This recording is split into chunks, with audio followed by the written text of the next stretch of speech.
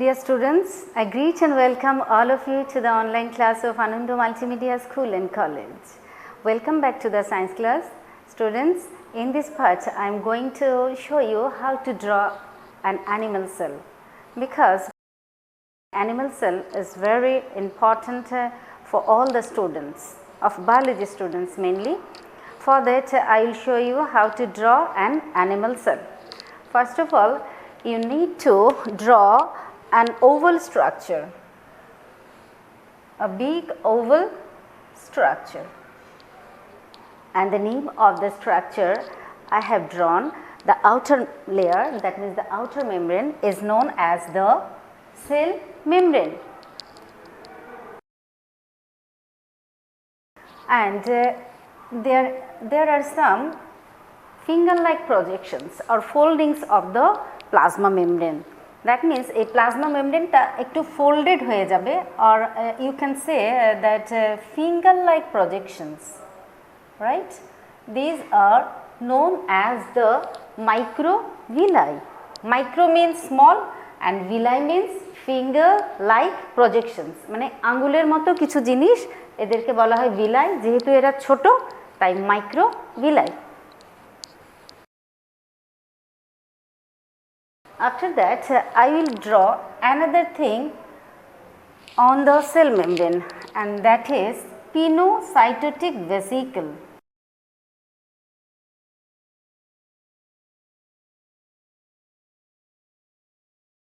This pinocytic vesicle has an important function in the cell. That means তার মানে এটা হচ্ছে pinocytic vesicle টা সেলের মধ্যে আরেকটা অর্গানেল আছে যার নাম হচ্ছে লাইসোজোম।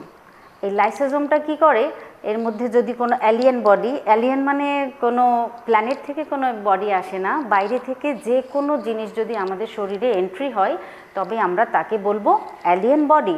অ্যালিয়েন বডি যে কোনো জার্মস হতে পারে, ডাস্ট হতে পারে, যে কোনো রোগ জীবাণু হতে পারে, এরা যদি আমাদের শরীরে এন্ট্রি হয় এদের, তাহলে আমাদের শরীরের সেলের ভিতরে একটা জিনিস আছে যার নাম হচ্ছে লাইসোজোম।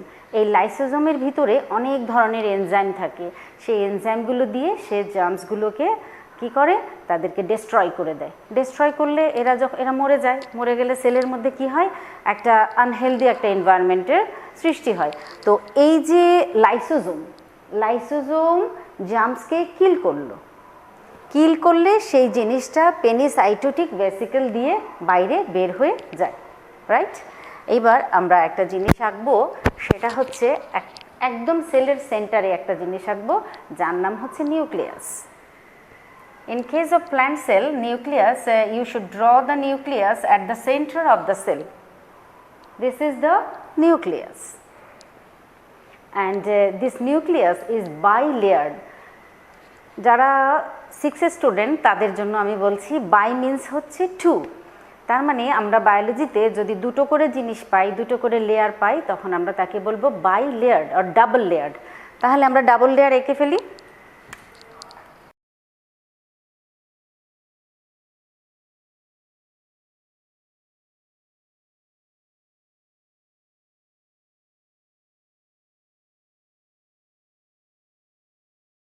স্টুডেন্টস, আমরা কি আঁকলাম, ডাবল লেয়ার বা বাই লেয়ার আঁকলাম, এবং যার আঁকলাম সেই জিনিসটার নাম কি, নিউক্লিয়াস। তাহলে নিউক্লিয়াস হচ্ছে ডাবল লেয়ার বা বাই লেয়ার।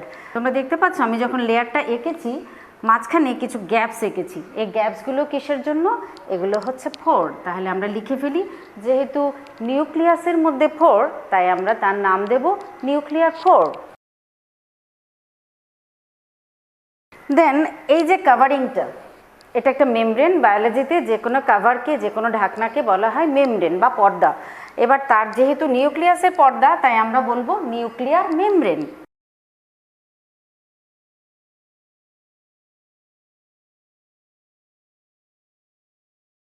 নিউক্লিয়াসের যেহেতু মেমব্রেন তাই নিউক্লিয়ার মেমব্রেন। এই নিউক্লিয়ার মেমব্রেনের উপরে তোমরা ছোট ছোট এরকম দানাদার কিছু জিনিস এঁকে দেবে।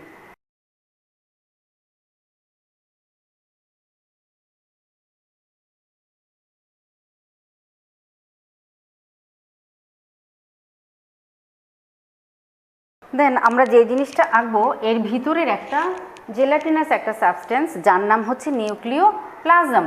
তো আমরা এখানে লেবেল করে দিই যেহেতু আমাদের অনেক কিছু আঁকতে হবে, লেবেলিংগুলো খুব কাছে কাছে হবে। নিউক্লিওপ্লাজম।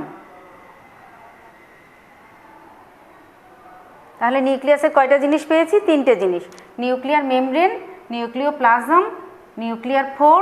এরপরে আমরা আরেকটা জিনিস আঁকবো। আসলে নিউক্লিয়াসটা কি?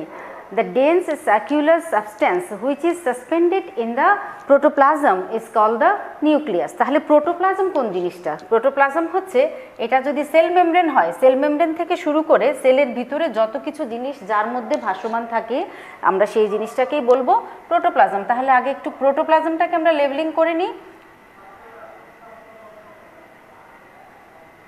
প্রোটোপ্লাজম, এই প্রোটোপ্লাজমের মধ্যে আমরা কি দেখতে পাবো? একটা সার্কুলার, গোলাকার, ডেন্স, ঘন একটা বস্তু যেন ভাসমান অবস্থায় আছে। এই জিনিসটার নাম হচ্ছে নিউক্লিয়াস। যেমন আমাদের চোখের মধ্যে চোখের আইবলটা খুব জলজল করে, ঠিক তেমনি আমরা যখন মাইক্রোস্কোপের নিচে আমরা কোনো সেলকে দেখি, ঠিক তখন এই নিউক্লিয়াসটাও খুব প্রমিনেন্ট থাকে, খুব সুস্পষ্টভাবে দেখা যায়। তাহলে সেল দেখতে গেলে আমরা নিউক্লিয়াসকে দেখতে পাই, আবার নিউক্লিয়াসকে দেখতে গেলে নিউক্লিয়াসের ভিতরে আরেকটা জিনিস আমরা দেখতে পাই, সেটাও বেশ জলজলে। এই জিনিসটা কিন্তু সত্যিকার অর্থে আসলে এটার মেমব্রেন থাকে না, কিন্তু দেখে মনে হয় মেমব্রেন আছে। এই জিনিসটার নাম হচ্ছে গিয়ে নিউক্লিওলাস। আমরা তাহলে লেবেলিং করে দিই, নিউক্লিওলাস।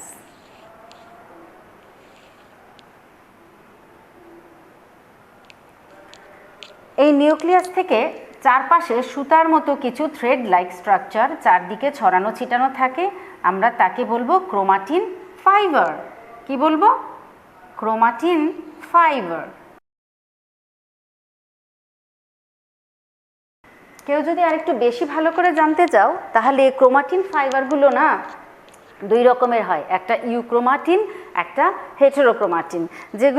এগুলো কেমন হয় আমি দেখিয়ে দিই। এটা যদি নিউক্লিয়াসটা হয়, তাহলে একটু মোটা টাইপের যেই ক্রোমাটিনগুলো থাকে সেগুলোকে বলা হয় হেটেরোক্রোমাটিন, আর যেগুলো সুতোর মতো এমন এমন করে থাকে সেগুলোকে বলা হয় ইউক্রোমাটিন।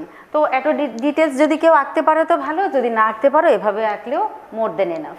তাহলে আমরা মিনিমাম, আমরা যদি ইউক্রোমাটিন হেটারোক্রোমাটিন ধরি তাহলে 6টা লেবেলিং হয় নিউক্লিয়াসে, আর যদি ইউক্রোমাটিন হেটারোক্রোমাটিনকে মিলিয়ে অনলি ক্রোমাটিন ফাইবার লিখে দিই একসাথে, তাহলে 5টা লেবেলিং হয়। আমি এই কথাটা এই জন্যই বলছি যে যে যত বেশি লেবেলিং দিতে পারবে সে কিন্তু তত বেশি নাম্বার পাবে, কারণ তুমি এই অর্গানেলসগুলো, এর ভিতরে যে জিনিসগুলো থাকে প্রত্যেকটা পার্টসকে বলে অর্গানেলস, এবং এই অর্গানেলসগুলোকে সুস্পষ্টভাবে দেখাবে।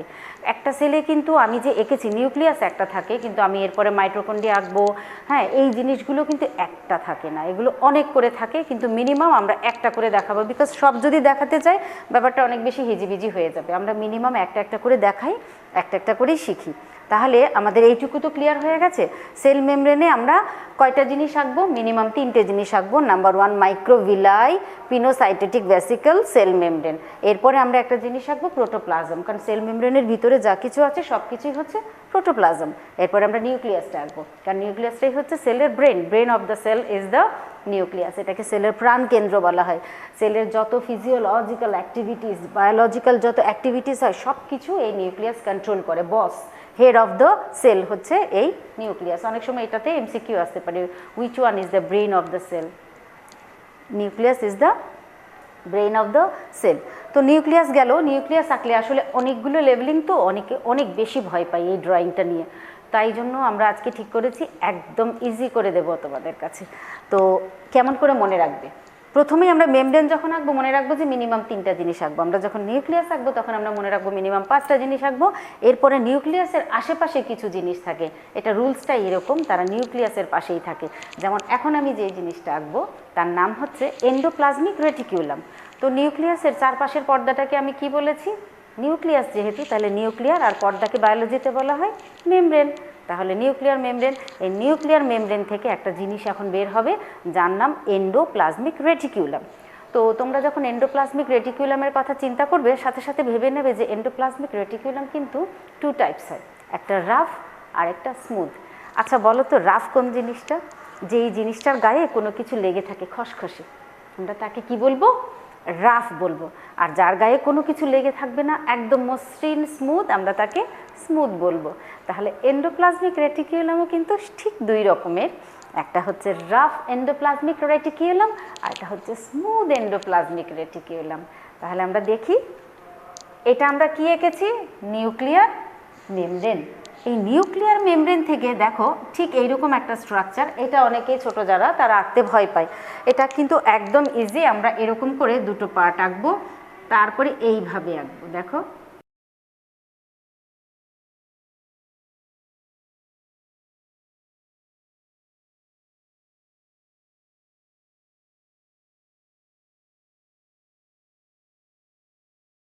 এভাবে আমরা কিছু দূর পর্যন্ত এঁকে দিব, আর একটু বেশি আঁকতে পারলে আর একটু বেশি এঁকো, মিনিমাম এতটুকু আঁকতেই হবে। এবার এর গায়ে কিছু স্টাডেড জিনিস থাকে, আটকে থাকে, লেগে থাকে কিছু জিনিস। আমরা আগেই বলেছি যদি কারোর গায়ে কিছু লেগে থাকে তাহলে আমরা তাকে কি বলবো?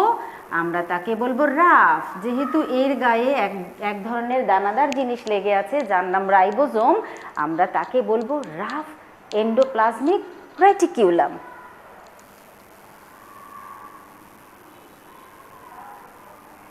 তাহলে আমরা লেবলিং করে ফেলি rough endoplasmic reticulum. Students, do you know rough এই যে endoplasmic reticulum, in short we can call it as the what? ER. E means endoplasmic, R means reticulum. যেহেতু এটা রাফ, আমরা লিখব রাফ এন্ডোপ্লাজমিক রেটিকুলাম।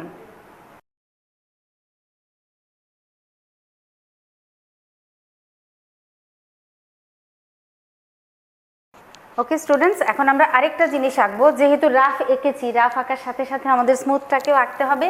তো স্মুথটা আমরা এখান থেকে শুরু করতে পারি, যে কোনো জায়গা থেকে শুরু করা যায়। আমরা এখান থেকে স্মুথটাকে শুরু করে দিই, স্মুথ এন্ডোপ্লাজমিক রেটিকিউলাম।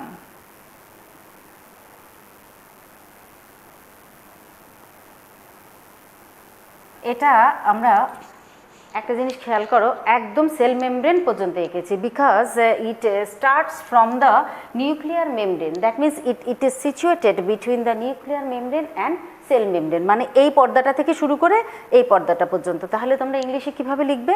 এটার নাম কি? নিউক্লিয়ার মেমব্রেন, এটার নাম সেল মেমব্রেন। তাহলে এই যে আমরা এই এখন আঁকছি আরেকটা এন্ডোপ্লাজমিক রেটিকুলাম, এগুলো কিন্তু সেলে অনেকগুলো থাকে, আমরা আজকে দুটোই আঁকবো। এরা আসলে কীরকম থাকবে? It is situated between the what?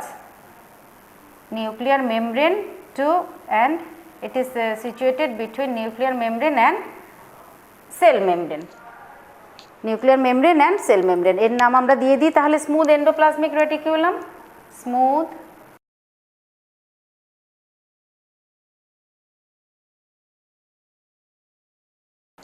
আমরা স্মুথ কেন বলছি খেয়াল করে দেখো, আমরা এর গায়ে কিন্তু কোনো রাইবোজোম আঁকিনি, যেহেতু এটা একদম মসৃণ তাই এর নাম স্মুথ এন্ডোপ্লাজমিক রেটিকুলাম। দেখো কত কিছু লেবেলিং কিন্তু অলরেডি হয়ে গেছে, এই পাশটা কিন্তু আমাদের একদম অকুপাই হয়ে গেছে। নেক্সট আমরা সেলের কাছাকাছি একটা জিনিস আঁকবো যার নাম গলজি বডিস বা গলজি অ্যাপারেটাসও বলে।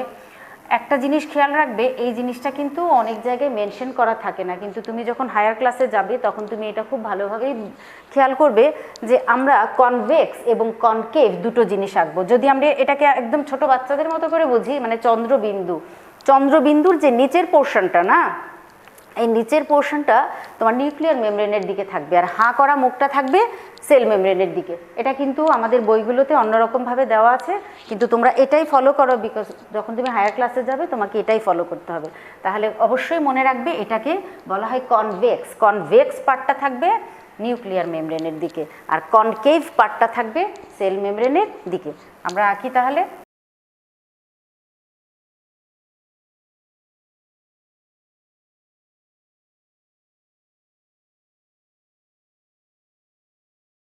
আমরা কি আঁকলাম? এই যে লম্বা লম্বা জিনিসগুলো আঁকলাম এর নাম হচ্ছে সিস্টার্নি। আর এখন গোল গোল কিছু জিনিস আঁকবো, এই গোল গোল জিনিসগুলোর নাম হচ্ছে ভেসিকল। তাহলে ভেসিকলটাকে আমরা লেবেলিং করে দেব, এইখানে লেবেলিং করে দিই।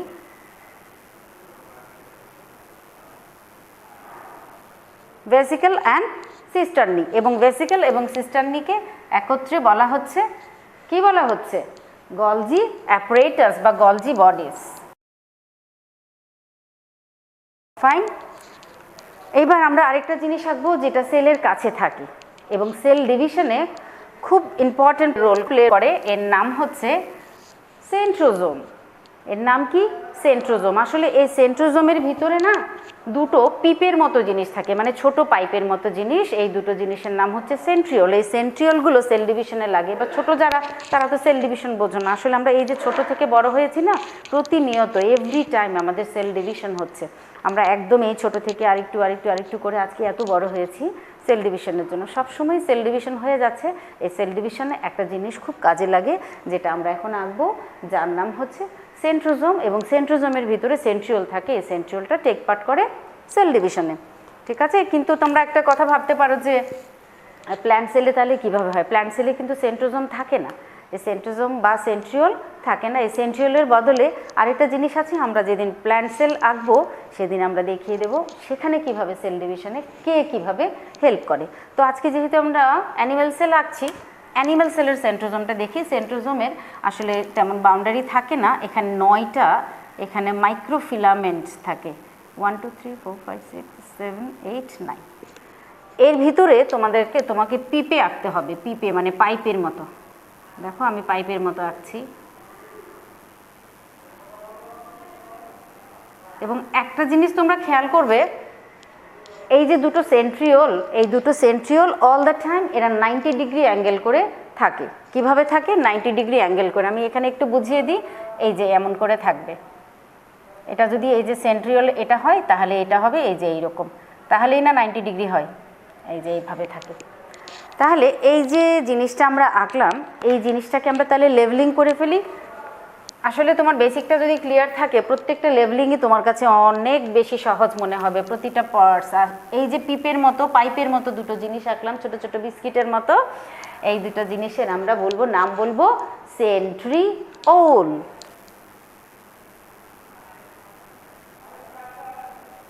আর এই দুটো জিনিস যে জায়গাটার মধ্যে বসে আছে, যে জায়গাটাতে, সেই জায়গাটাকে আমরা বলবো সেন্ট্রোস্ফিয়ার।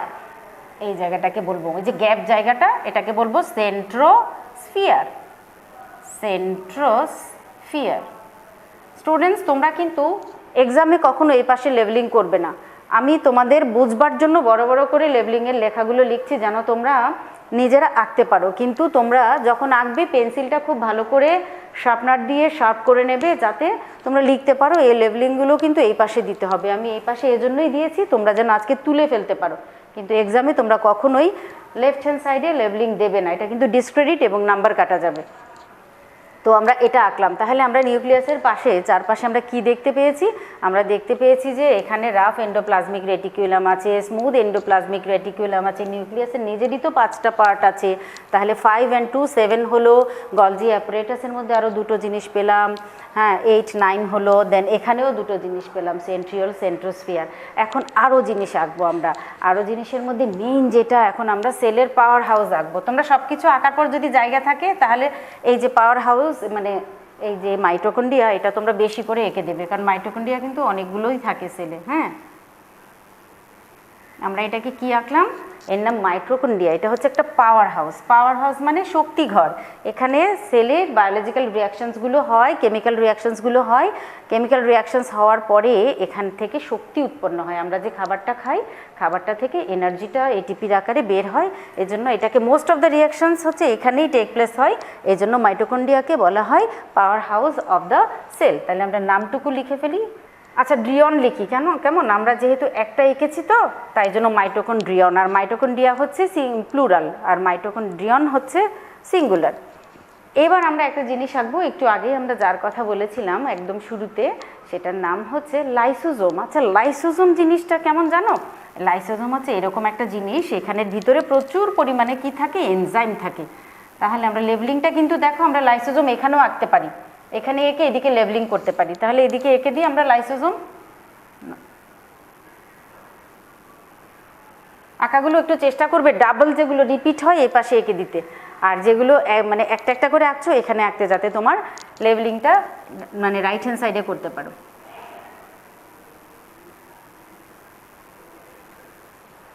সেলে কিন্তু আমরা জানো, আমরা অনেকগুলো জোম পাই, যেমন ক্রোমোজোম, লাইসোজোম, রাইবোজোম, সেন্ট্রোজোম, অনেক কিছু জোম পাচ্ছি, তাই না? এভাবে তোমরা মনে রাখবে কি কি জোম তোমরা এঁকে ফেলছো। আরেকটা আছে পারঅক্সিজোম। তাহলে কয়টা হচ্ছে? ক্রোমোজোম, আমি তো সেন্ট্রোজোম লিখিনি, এখানে সেন্ট্রোজোম লিখে দাও। সেন্ট্রোজোম, এই দুটো মিলে কি হচ্ছে? ইকুয়াল টু সেন্ট্রো, এখানে লিখো, হ্যাঁ, সেন্ট্রোজোম, সেন্ট্রোজোম। তাহলে কি দাঁড়ালো ব্যাপারটা দেখো, সেন্ট্রোজোম, ক্রোমোজোম দুটো জোম হলো, রাইবোজোম তিনটে, লাইসোজোম চারটে, আর একটা আঁকবো আমরা, এটা হচ্ছে পারক্সিজোম। ছোট্ট করে একটা পারক্সিজোম এঁকে ফেলি। দেখো সবগুলো জোম, ক্রোমোজোম ছাড়া বাকি সবগুলো জোম কিন্তু সার্কুলার দেখতে, এভাবে তোমরা মনে রাখতে পারবে। তাহলে আমরা আরেকটা জিনিস আঁকিনি, সেটা হচ্ছে ভ্যাকুয়াল। অ্যানিম্যাল সেলে ভ্যাকুয়ালগুলো সংখ্যা বেশি থাকতে পারে, নাও থাকতে পারে, কিন্তু অবশ্যই সাইজটা ছোট হবে অ্যানিম্যাল সেলে, ঠিক আছে? তাহলে আমরা একটু লেভেলিং করে ফেলি এই জায়গাটায়, ভ্যাকুয়াল।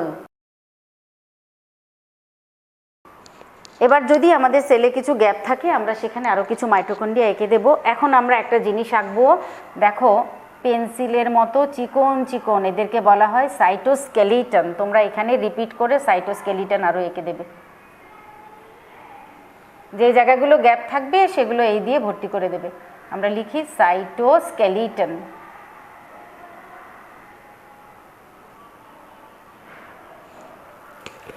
এইবার আরও লেভেলিং আছে, যেমন সাইটোপ্লাজম, মানে এই যে এলাকাটা নিউক্লিয়াসের চারপাশে, সেল মেমব্রেন থেকে শুরু করে নিউক্লিয়াসকে বাদ দিয়ে বাকি যে এলাকাটা, এই এলাকাটার নামই হচ্ছে সাইটোপ্লাজম।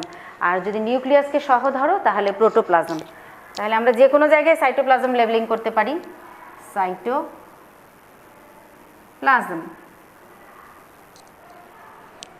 রাইট?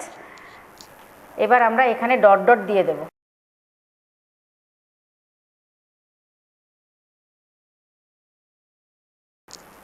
আমরা এখানে একটা কাজ করি, এখানে আরও কিছু সাইটোস্কেলিটন এঁকে দিই। এই সাইটোস্কেলিটনগুলো কী দিয়ে তৈরি তোমরা জানো? Microtubule, action filament, intermediate filament, এগুলো দিয়ে এই সাইটোস্কেলিটনগুলো তৈরি।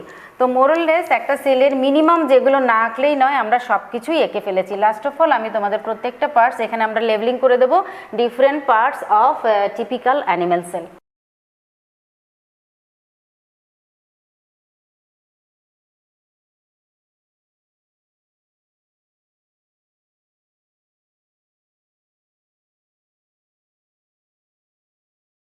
স্টুডেন্টস, আমরা এখন একটু নামগুলো আরেকবার করে, লাস্টের বার করে একবার বলে নিই, একটু শিখে নিই। স্টুডেন্টস দেখো, আমরা কিন্তু এখানে সেন্ট্রিওল, সেন্ট্রোস্ফিয়ার মিলে সেন্ট্রোজোম যে হয়, এই জিনিসটা এই পাশে লেভেলিং করেছি। আমরা কিন্তু চাইলে এটা এখান থেকে করতে পারতাম, তাহলে কি হতো, এই জিনিসটাকে এখানে আঁকলেই আমাদের হয়ে যেত।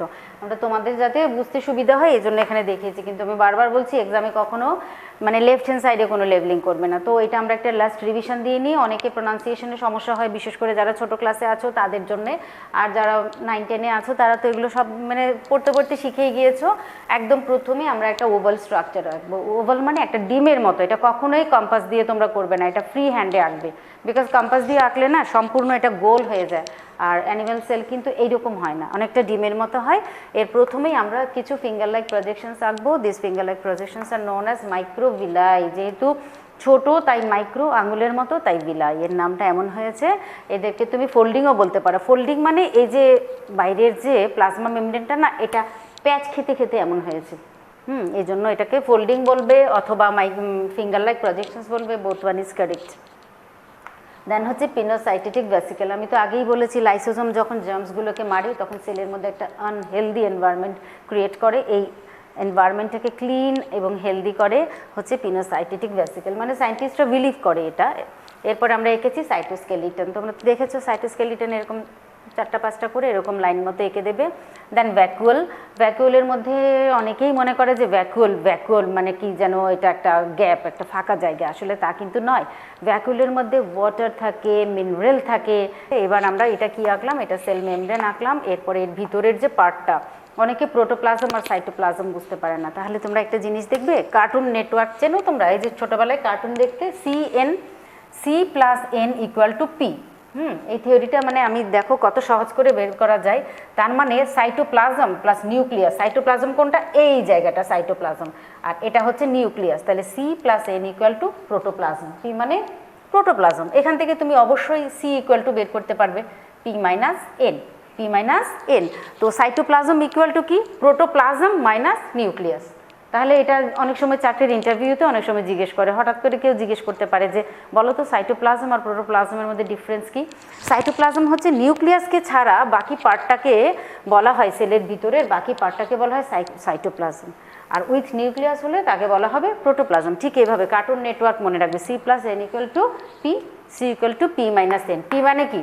প্রোটোপ্লাজম। প্রোটোপ্লাজম থেকে নিউক্লিয়াসকে মাইনাস করো তাহলে হয়ে যাবে সাইটোপ্লাজম। অনেক ইজি না? আচ্ছা, এরপরে আমরা এটা এঁকেছি, আগে এটা এঁকেছি কিন্তু লেভেলিংয়ে যেটা আগে পরে আসছে আমি সেটাই বলছি। এই যে গোল গোল যে দেখতে পাচ্ছ এটাকে বলা হচ্ছে, কি বলা হচ্ছে? ভেসিকেল। আর এইরকম যে এই লম্বা লম্বা জিনিসগুলো এগুলো সিস্টার্নি। সিস্টার্নি আর ভেসিকেল মিলে একসঙ্গে বলা হয় গলজি অ্যাপারেটাস। এরপর আমি এঁকেছি স্মুথ এন্ডোপ্লাজমিক রেটিকিউলাম, স্মুথ এটি, দেন নিউক্লিয়াস, নিউক্লিওলাস, এই দানাদার এই যে গোল বলের মতো চোখের আই বলের মতো জিনিসটা, বাইরেরটা নিউক্লিয়ার মেমব্রেন, ক্রোমাটিন ফাইবার, আর ভিতরের একটু ডট ডট দিয়ে দিই, এই যে ডট ডট মানে যেই জিনিসটার মধ্যে সব কিছু সাসপেন্ডেড হয়ে আছে, ফ্লোট করছে, সেই জায়গাটার নাম হচ্ছে নিউক্লিওপ্লাজম। যে পোর্সগুলো দেখা যাচ্ছে, গ্যাপসগুলো দেখা যাচ্ছে, একে বলা হচ্ছে নিউক্লিয়ার পোর। আর এখানে পারক্সিজোম এঁকেছি। পারক্সিজোম হচ্ছে এটা হাইড্রোজেন পারক্সাইড ক্রিয়েট করে, এটা ক্রিয়েট করে হাইড্রোজেন পারক্সাইড থেকে ওয়াটার তৈরি করে। আবার সেলের বিভিন্ন মেটাবলিজমেও পারক্সিজমটা হেল্প করে। দেন হচ্ছে রাইবোজোম। আমরা ফ্রি রাইবোজোম কি এঁকেছি? একটা ফ্রি রাইবোজোম এঁকে দিই তো আমরা কয়েকটা। মানে রাইবোজোম না দুই রকম ভাবে থাকতে পারে। একটা রাইবোজোম হচ্ছে এন্ডোপ্লাজমিক রেটিকিউলামের সঙ্গে এরা স্টাডেড হয়ে থাকতে পারে, অ্যাটাচড হয়ে থাকতে পারে। আবার কিছু রাইবোজোম আমরা সেলে দেখব যে এরা হচ্ছে ফ্লোট করছে এমনি এমনি, তাহলে আমরা লিখে দিই এটাকে রাইবোজোম। তাহলে রাইবোজোম, রাইবোজোম দুই রকম থাকতে পারে, একটা ফ্লোটিং অবস্থায় থাকতে পারে, একটা অ্যাটাচড অবস্থায় থাকতে পারে।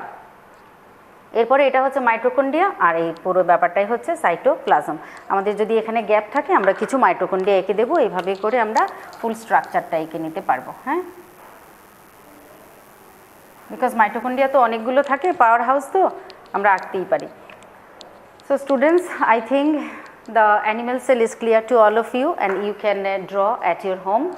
If you have any problem, write in the comment section. We are always with you. Till today, take care. See you later.